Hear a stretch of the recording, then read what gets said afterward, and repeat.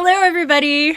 Hello, So, I am Dr. Brittany Warman, and I'm Dr. Sarah Cleto. and together we are the Carterhaugh School of Folklore and the Fantastic, and we have something really special for you today. Yes, we are thrilled to present to you our second Sage lecture. This is a video that was made at the request of one of our patrons, Deborah Sage. She is amazing and brilliant, as you know, if you Yes. have been around Carterhaugh at all in the last many years. And she has chosen as her topic for this video to talk about fairy tale fashion. And when she told us that, yeah, we made the face that Brittany just made. Exactly. We're just like, Yes, because we love this topic. You may notice that we have thoughts, feelings, excessive amounts of poetry on our persons for some reason today. This was not coordinated, just FYI. it's all good. Yeah.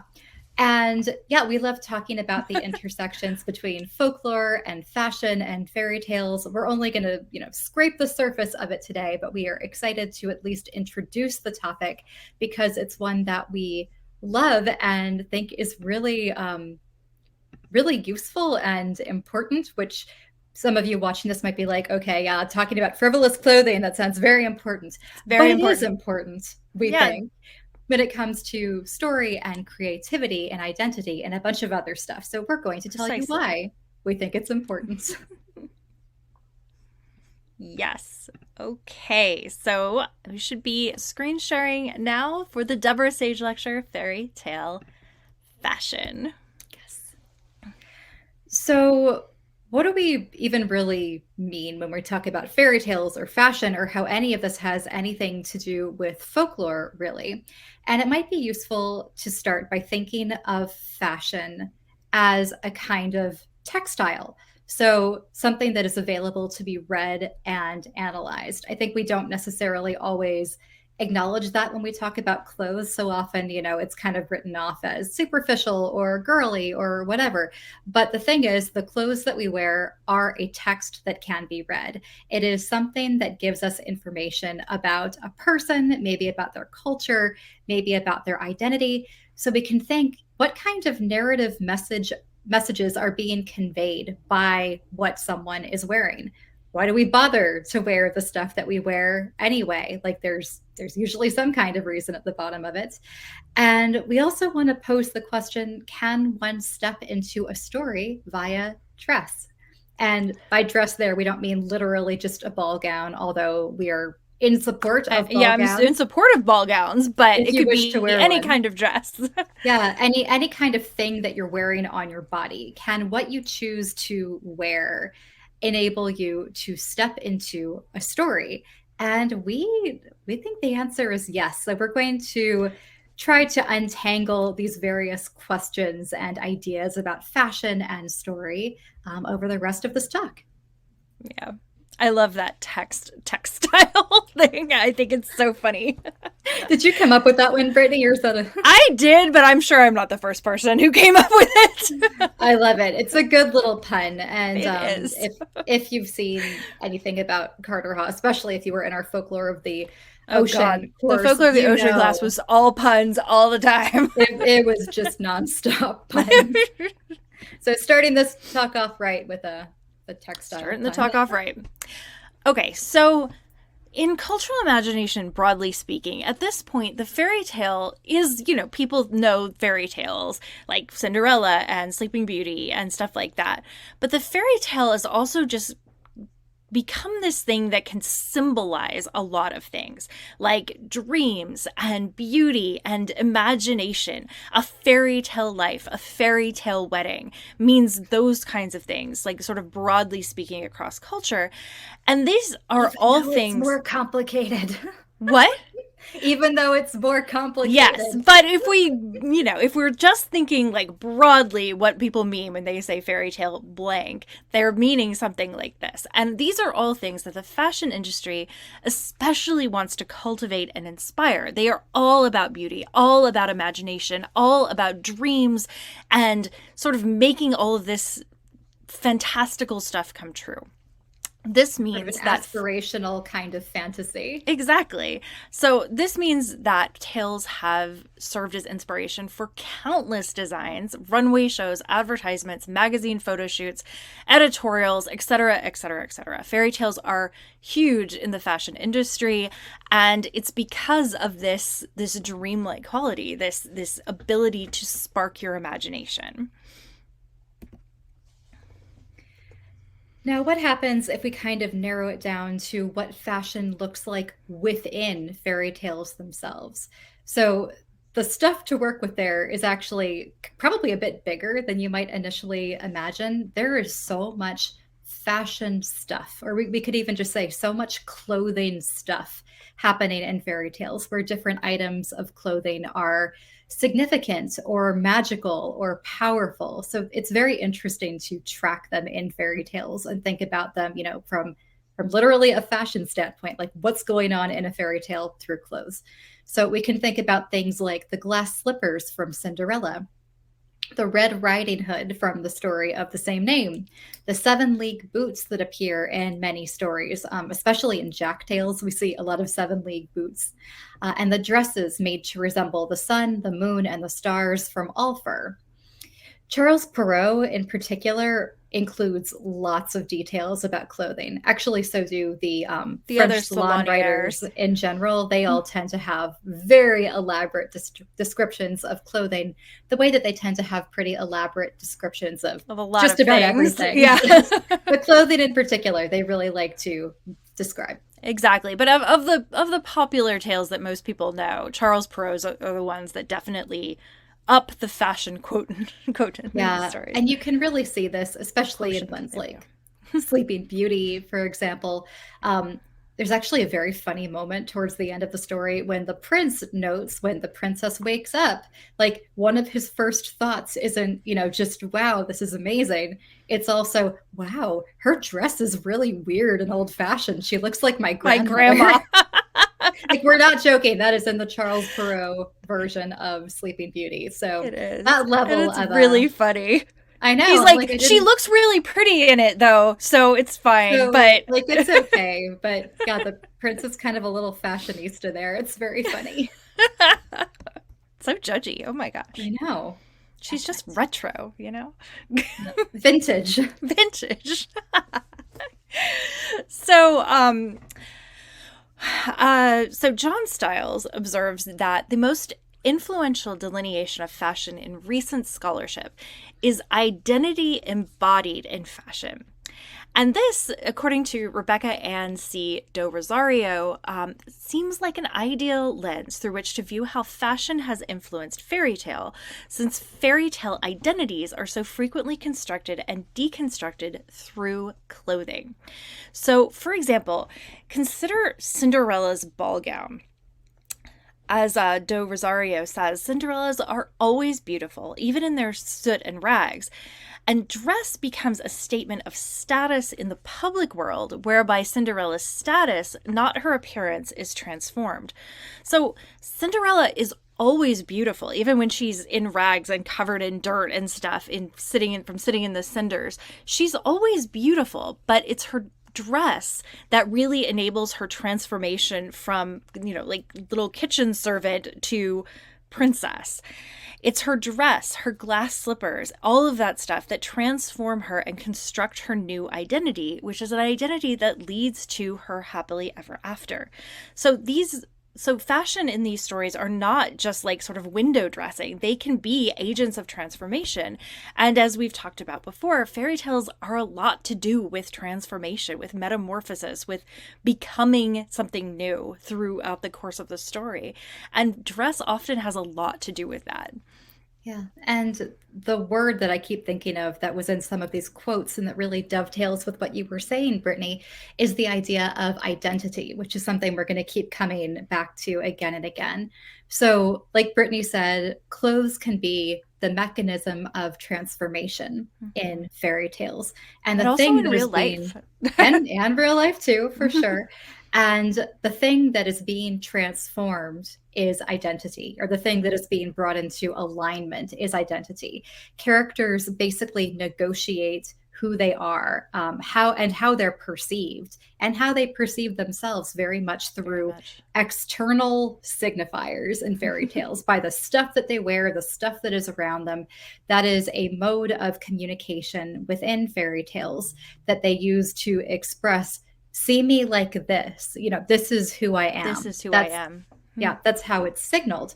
And even though we're talking about it, here in terms of what is going on in fairy tales, the way that clothing can very frequently work within folklore and within culture is that our clothes can signal to people, perceive me like this, this Yes. is who I am.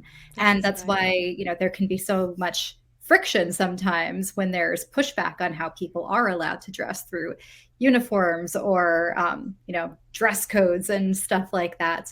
We get this push and pull between like cultural groups and identity, and Right. it can get very complicated and very interesting. But to bring it back to the fairy tale, let's think about transformation and identity through clothing. Exactly. I also want to point out that identity can be signaled with through clothing. Sarah touched on this a second ago, but through groups. Like, I think Mhm. it's really important to remember that you can signify your membership in a group through clothing, and that part of your identity can be expressed that way too, which is also really, really interesting, especially when, like a uniform, for example, where an identity is sort of imposed upon you. Mhm. Yeah, different subcultures can kind of choose their own uniform or variants on a uniform Yeah, to exactly. communicate who they are. And you can probably think about this with almost any subculture that you can think of, like a goth subculture, or a group of friends who likes to go running a lot. There are going to be like differences to what you wear that communicates you're belonging to this group. So it's something about yourself as an individual, but also something about a group that you might belong to Your beyond place in the that. world. Yeah. Yeah. Okay, so let's go back to this idea. What is fairy tale fashion? And this is a quote from Colleen Hill, who wrote a really wonderful book called, I think, just Fairy Tale Fashion, right? Yes, it's Yep, after an it's so exhibition, good. and we'll talk Yes. about this more in a little bit. Yeah, but all of Colleen Hill's stuff on fashion is really, really interesting. So she says, in fashion, the term fairy tale is often used to describe clothing that is particularly spectacular.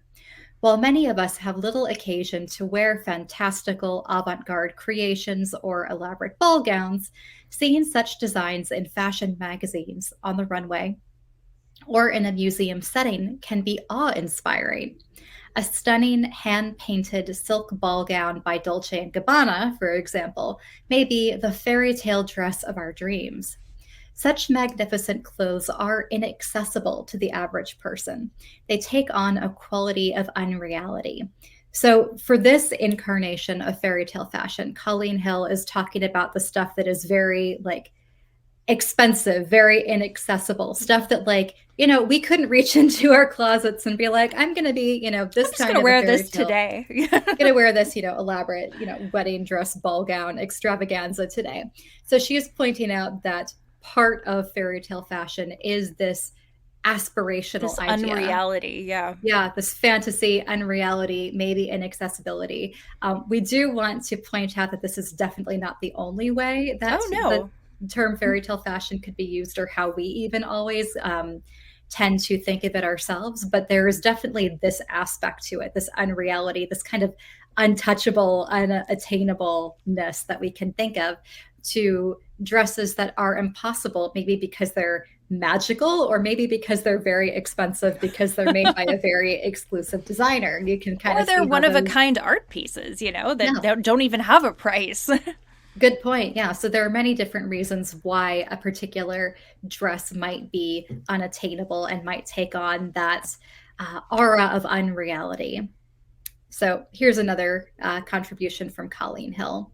So specific fairy tales can inspire specific fashion creations as well. So, for example, Giorgio de Sant'Angelo, did I say that right, I Brittany? believe so, yes. Was inspired by Cinderella's rags in particular for a 1971 collection where This is the quote from Colleen Hill. She says, models danced wildly down the runway, wearing skimpy leotards and chiffon frocks that were shredded and frayed. So in this case, we have a very specific, fairy tale or a part of a fairy tale where a designer was like, I'm going to do that on the runway. That's going to be fun. And I love that in this case, it was like the deconstructed fantasy, the dress that had already come to parts that was, the rag counterpoint to Cinderella's fantastical ball gowns that still served as the inspiration. And we think that's really important, that it's not just the high fantasy part that can inspire, but it is the opposite of the fantasy. It is the part that is, can be closer to reality, the closest to not the fantasy that can still somehow circle back around and become fantasy clothing. All different parts of the fairy tale can serve as inspiration for fashion. Absolutely. And this dress in this picture is from that St. Angelo collection. And you can see that it's like all frayed on the sides. It's all ripped and deconstructed sort of to mimic rags, but also be very beautiful in its own way, which is very interesting. So this next slide, we want to talk a little bit about fashion photography and using fairy tale narratives to sell fashion, which is also really interesting. That Snow White one just kills me. The Snow White one is really amazing. I mean, the point of these photos, this is a fashion editorial. And so the point of these clothes is to sell, or these pictures is to sell the clothes. But they're doing that through these really recognizable narratives, right? So we've got Puss in Boots. There's like a girl with a cat mask and awesome boots with her dress.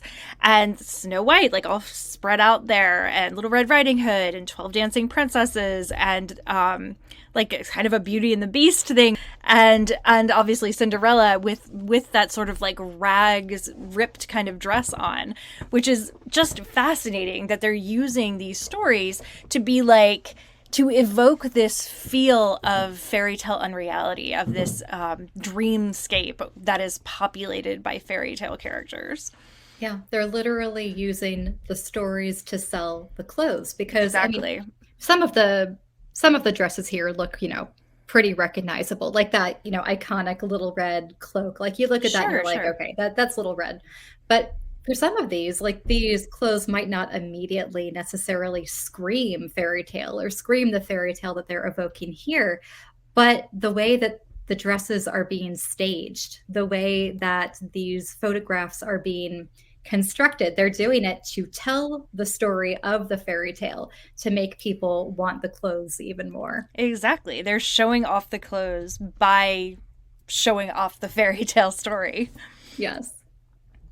And this is just one example of this. This happens all the time in fashion photography. There are so many different photo shoots I can think of that are drawn fairy tales as a way of upping the dream factor of these fantastical clothes. Yeah. And this is done all the time in advertising anyway, even beyond fashion, but using fairy tales to sell stuff, like everything from like a hair straightener to like a Volvo, like you name it. Yeah. Someone has found a way so many. to be like, we're going to use a fairy tale to make people want it, to Pepsi, want actually. this object. Yes. But it does work, we think, especially well with fashion, just because there's already so much to work with within the fairy tales themselves. So if you are at all interested in high fashion and fairy tales, you, like us, probably know and love Alexander McQueen. We love Alexander McQueen. Yes, that is strongly associated with fairy tales, and not just one collection, but again and again and again. However, if we look at their autumn-winter collection from 2008 to 2009, that collection, which was designed by McQueen himself, was entitled The Girl Who Lived in a Tree. And it wasn't like a redo of one particular fairy tale, but it was inspired like his own by fairy tale. Yeah, it was like his own sort of version of a fashion fairy tale that he he drew from many different fairy tales, pulled on many different fairy tale motifs in order to design this collection, which was all about the idea of a girl who lives in a tree and only wears black clothing. But then when she decides to climb down the tree, come down to earth, her wardrobe gradually becomes more and more colorful and dramatic.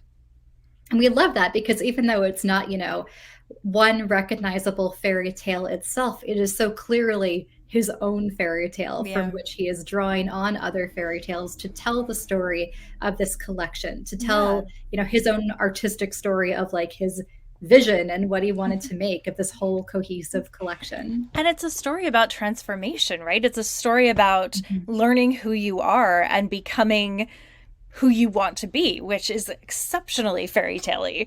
So even though I'm not gonna lie, like who I want to be is the girl wearing like the black clothes. I know, I really like the black clothes in the beginning. I like some of the more colorful ones, but I see what he's trying to say. I know, and I love it. But yeah, I love that you pointed that out, Brittany, that this is a fairy tale that is very self-consciously about transformation. And we're watching that transformation happen through the evolution of the clothing. But even as you watch it, you might have a reaction like me and Brittany, where we're like the first ones, the vaguely kind of goth black ones. Yeah. Like we identify with that.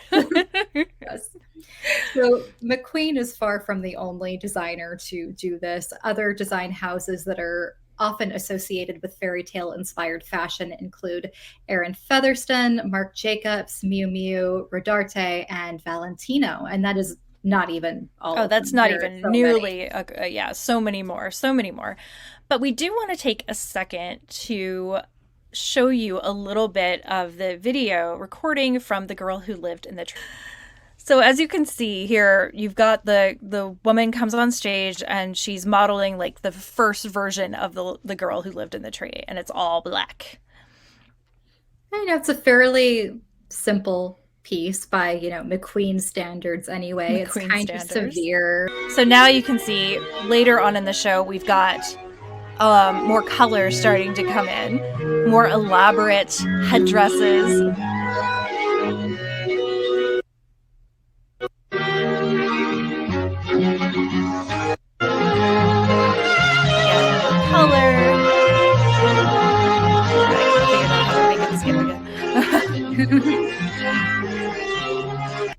And then by the end, you get these like super elaborate red outfits.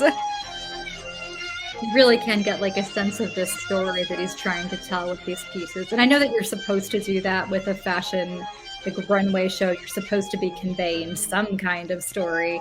Right. But he's really doing it here. The way that I feel like it's often only sort of vaguely gestured. Exactly. Yeah, and then they all, in the typical fashion, they all come out and you can see the whole progression.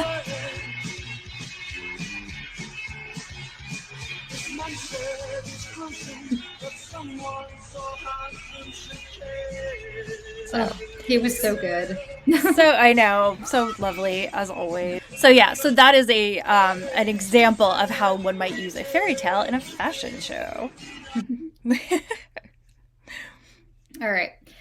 So in 2016, the museum at the Fashion Institute of Technology put together an absolutely incredible exhibition. This is one of the coolest exhibitions I've ever seen.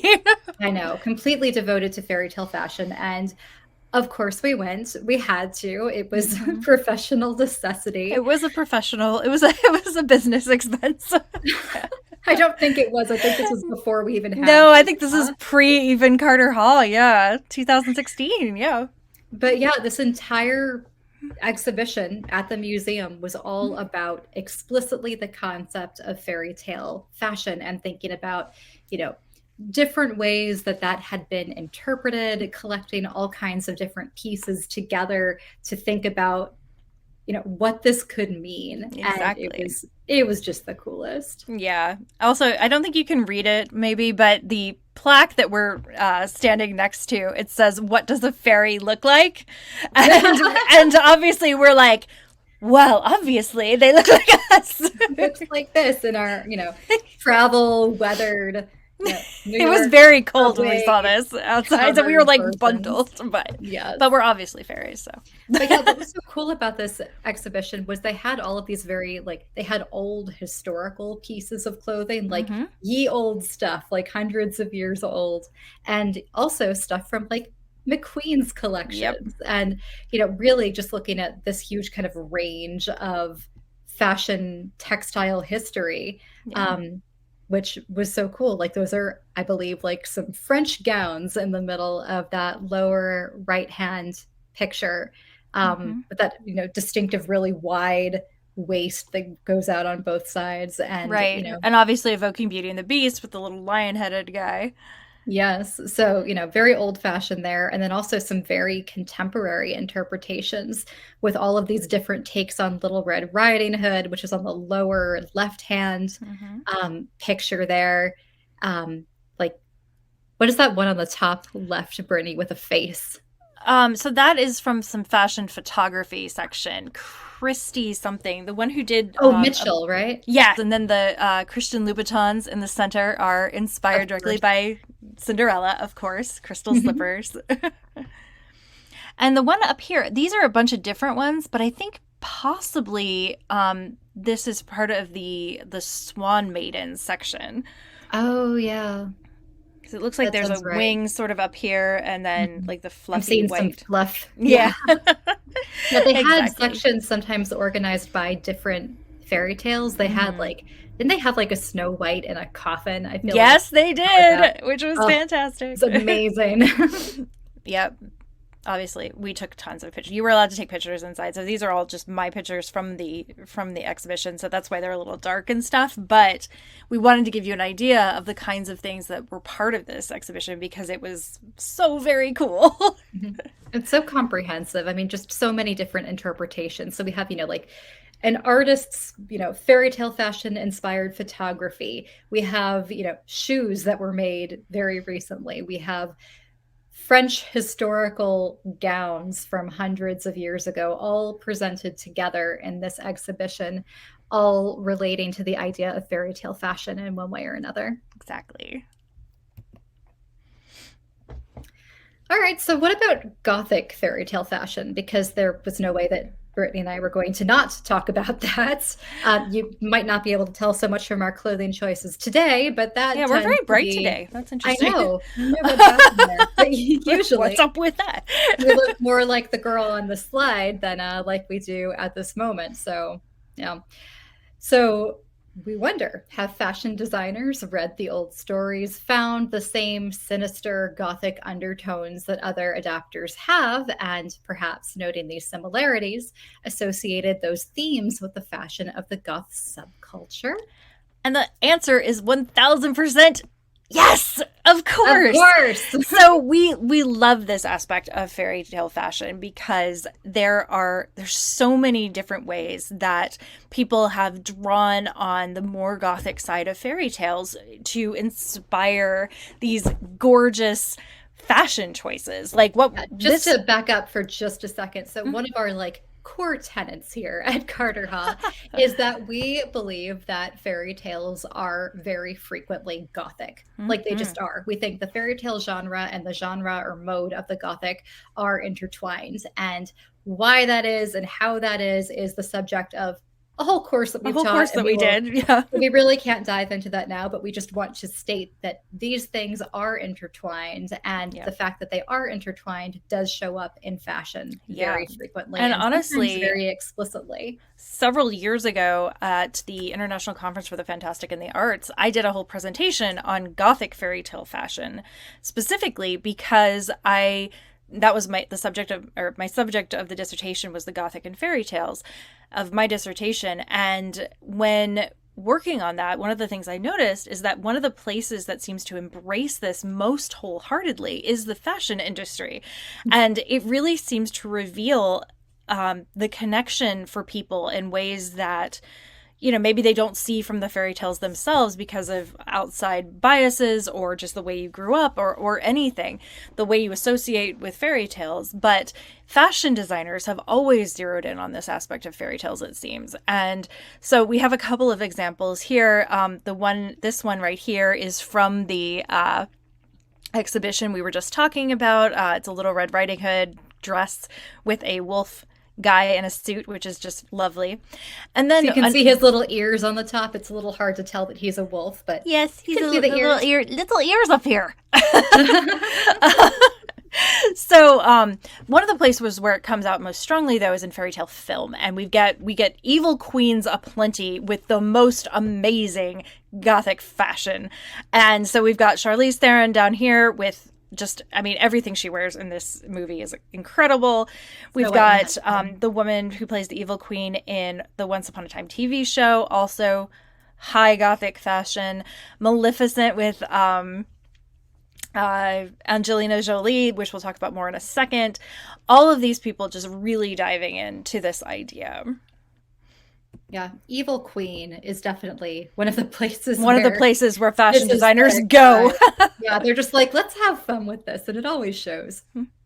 So something that we wanted to point out, which we will die delighted about, is that in addition to the fairy tale fashion exhibition, the same museum put on another show called Gothic Dark Glamour.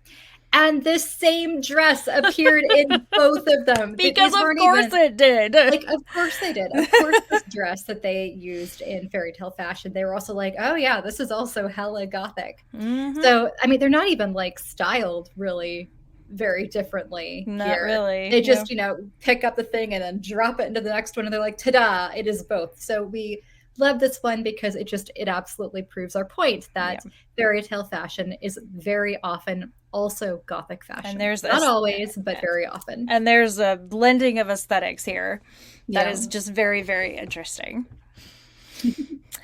So it's not just high fashion that appropriates the fairy tale either. And so we wanted to take a second to look at some of the other more, like regular marketed stuff for people that totally draws on fashion and fairy tales. So what we have here in this slide, so the first image on here over here is the collection that QVC did, inspired entirely by Snow White and the Huntsman, which means that picture of Charlize Theron, basically, they drew tons upon. So they had dresses and they had bags and jewelry of all kinds. They even had some home goods like a mirror and like a little table and all kinds of things that they were specifically selling in a tie with this movie. The other one we have on this slide here is the Maleficent fashion collection from Hot Topic, which was surprisingly delightful and interesting. Tried to evoke the idea of Maleficent without going too far into like replicating costumes. They did it especially well with the first Maleficent movie. They tried to do it again with the second Maleficent movie, and they went a little too literal, in my opinion. But the way they did it the first time was just really interesting. This little cape thing is especially delightful, I think. Yeah, there's always sometimes that challenge of how do you evoke the fantasy without literally just creating a costume. And that can be a struggle, but when you really kind of hit that balance correctly, it can create clothing that, is wearable, that you could actually like go out to the grocery store or your job or whatever and not get like thrown out because there's like, this was not come to work as a Disney witch day, although I feel like every workplace should have that day. Every day should be that day. But instead, something that could, again, evoke the kind of identity that you want. Be like, I'm the person who is a little mysterious. I'm the person who wants to consciously evoke narrative in my everyday dress. Who enjoys a touch of whimsy and the unexpected, ways to bring that into to just your everyday. Yeah. And we are, so that reminds me of two things. The first thing is Disney bounding, where you dress up to evoke a Disney character instead of just, wearing a Wearing a costume. costume. It's a way some people get around that no costume rule at Disney World and Disneyland, but it is spread from there. And then also just the fact that Sarah and I are admins at a group online that's called Daily Fashion, where people dress up with sort of fairy tales and fairies and witches and stuff in mind, but try to make it a little bit subtle, like it's every day, where as opposed to, really over the top stuff. So that is Daily Fashion if you want to look that up on Facebook. So yeah, so the Kohl's and Hot Topic are the ones we have on this slide, but Hot Topic and QVC are the ones that we have on this slide. Kohl's also did a tie-in with the Cinderella movie, live action movie that came out. It's a lot of cottagecore, little flower print kind of things. Disney itself has put out some fashion stuff. There's this necklace that I totally covet that's like Gothic branches around a bitten apple that's just fantastic. A friend of mine has it. That's just it's very good. And I love that they're leaning into this kind of thing. So, and providing this kind of stuff for, not just the high fashion fantasy, the fantasy that you could actually, afford and bring home with you. And of course, you don't even have to, buy stuff from any of these brands to do any of this. Of course, a lot of Disney bounding type stuff in particular can be very like DIY and things that people either make or find thrifting or and just put together in an unexpected way. Yeah. And I mean, most of the time, the stuff that Brittany and I wear isn't, branded or, particularly fancy or anything. It's just stuff that evokes the feeling of the narrative to us, that when we wear it, we feel like our identity as folklorists and fairy tale scholars is being reinforced or highlighted, or that can just make us feel a little bit more sparkly, like on a down day or something. And that we're like part of that group, that we are, that we are signaling that, hey, this is what we love. We love doing this stuff. Yeah, this is what we do. All right. I'm glad I have this slide. The wedding industry, you may have noticed. If you missed this, I would be shocked. If you missed this, I envy you. Buys heavily into the idea of like fairy tale romance and fairy tale wedding imagery, which kills us because fairy tale weddings by and large are sinister occasions, like horrifying. Bad things usually people die. People die. Like people dance to death in red hot iron shoes. They get pushed down hills in wheelbarrow or in barrels like full of nails. Yeah. Like they're actually just not a good time if you read, fairy tales that are like 200 years old or more.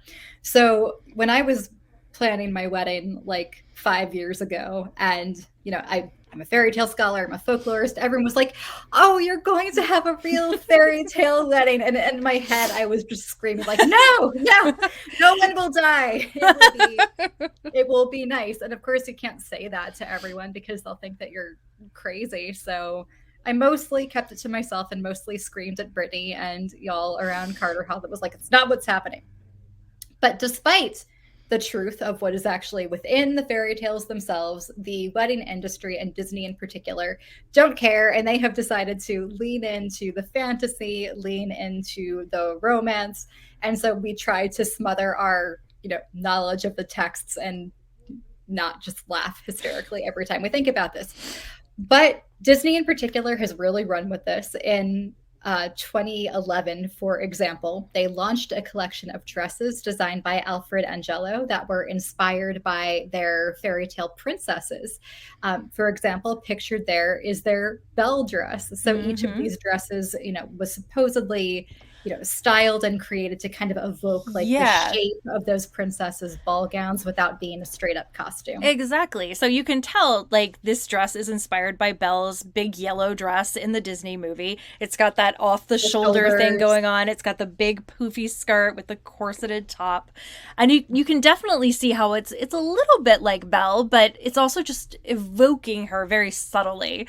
Yeah. And that is fascinating. He's gone on to do many more collections of fairy tale dresses, wedding dresses, but this was his first. Yeah. You can even see that her hair is styled a bit like Belle, but Yeah. it's not intended to be a copycat thing. Like her hair is lighter, there are Mm-hmm. flowers in it. You can tell that it's sort of a personalized transformation Mm-hmm. of the iconic gold ball gown. So Exactly. interesting. Here's a quote from Rebecca Ann de Rosario. She says, Disney has achieved remarkable success marketing the Disney Princess line, a range of merchandise based on their animated princesses. The fairy tale princess, in the hands of Disney, has become a global commercial phenomenon. Girls are encouraged not to simply watch stories of princesses, but to become princesses themselves. Disney has created an avenue of commercial access to the role, for better or for worse. So we like that quote from De Rosario because it both points out that this is, kind of awesome, but also I mean, I would have loved it potentially. when I was little. I gotta say, I know, I I know, would and have been like, yes. I would have been all over it. And like we still love ourselves some Disney merch. Like we're not too proud to admit it. We're not too proud to admit that we. No, but there are many criticisms that have been leveraged against Disney, some of which we agree with, some of which we're maybe not as on board with. We will not follow that rabbit down another hole. If you want us to chase that rabbit down a hole, become a patron and we will make Become a that patron. video We'll make for you a you. video. But we do just want to take a moment to acknowledge that this kind of thing is complicated. Disney is complicated. I'm sure you're astonished to hear this from us. And all of this, of course, helps feed into the booming trend for fairy tale weddings in general, which can be Disney themed. They don't have to be, but they might be. And here are some examples. Yeah. So the first one is specifically a Disney wedding. The other two are fairy tale inspired weddings, but clearly drawing on Disney. That looks like the Disney castle in the center image in the book behind them. That's definitely a Cinderella-esque coach on the end there. So definitely this is bleeding over into the entire wedding industry and influencing fashion on all levels. Yeah. It just occurred to me now that like there was a giant mirror propped like out like in the entrance hall to where I had my wedding that said, "Welcome to our happily ever after" on it. And Yep. honestly, like that delighted me and also kind of killed me because I know how sinister that is. You're like, this is a little creepy, but I guess we're doing it. But like honestly, that's why I was okay with it because I Yeah. was like, this is Mm. I thought it was funny. I love it. I love it. Okay, so we're going to leave you with a little bit of further reading on this subject if you are interested in it. So, the Rebecca Ann C. do Rosario book is called Fashion in the Fairy Tale Tradition: What Cinderella Wore, and it is delightful. She really just like explores all these different kinds of fashions in fairy tales about fashion, and it makes me really happy that it exists and it's delightful. There is also the book we mentioned before that is on this slide, The Fairy Tale Fashion, edited by Colleen Hill. This is the book that went with that fairy tale fashion exhibition. So you can It see is lots of pictures beautiful. from the things that they included in the exhibition. And it's really high quality and just And it's a like chunk. It's a really big book. gorgeous. Yeah. Yeah. It is definitely a coffee table book, but well worth it. There's another coffee table book out there called Vogue Fashion, Fantasy and Fashion, that also has a lot of fantasy-esque photo shoots in it. Mostly, it's things that appeared in Vogue over the years, and they are very good at creating delightful fantasy and fairy tale inspired editorials. And so that one is full of great stuff too. We also wanted to point out that there are a series of books by Camilla Morton. They focus on a fashion designer and put their story into a fairy tale, basically. So Christian Lacroix and the Tale of Sleeping Beauty. I'm not sure I'm saying that name right, but I apologize if I'm mispronouncing it. Manolo Blahnik and The Tale of the Elves and the Shoemaker, of course. And then Diane von Furstenberg and The Tale of the Empress's New Clothes, which is delightful as well. So there's this little series. They're really fun. They're, they're not meant to be taken like super seriously or anything, but what they draw on the actual designers, like fashion sketches for their clothes and stuff, and their shoes and everything, and it's very fun to look at. Well, if you enjoyed our talk today and you would like to learn more, we would like to mention the work of Susan Reddington Bobby, who has a whole online course devoted to this topic. You can find out more information on her website, which is called Professor of Words, or you can follow this link. You can take a picture, type it in, and check out what her course is all about. It's very cool. So just want really to let you know about that as another excellent resource out there about fairy tales and fashion. She also looks especially at film, which we think is very, very cool. And definitely lots something of we didn't get into at all here. So if you're interested in that aspect. Talk about with how fairy tale fashion is depicted in film. So if that interests you, go check this out. Go check this out. Yeah. And that is all we have for you today. Thank you so much for joining us. And special thank you again to Deborah Sage for making this available for everybody and giving us such an awesome topic to talk about. Yes. Oh my gosh. Yes. If you enjoyed our talk today, please consider supporting us on Patreon. We run all kinds of awesome stuff over there. We have a monthly book club on like mythic fiction of various kinds that's been running for over 2 years now. Yeah, and we can't believe that, but it's true. I know. So you can join us for our monthly book club and all kinds of other cool stuff. So check it out. Yeah. All right. Thanks so much, guys. Thank you. And thank you again, Deborah. You're the best. Yeah, you're the best, Deborah, as always. Bye. Bye.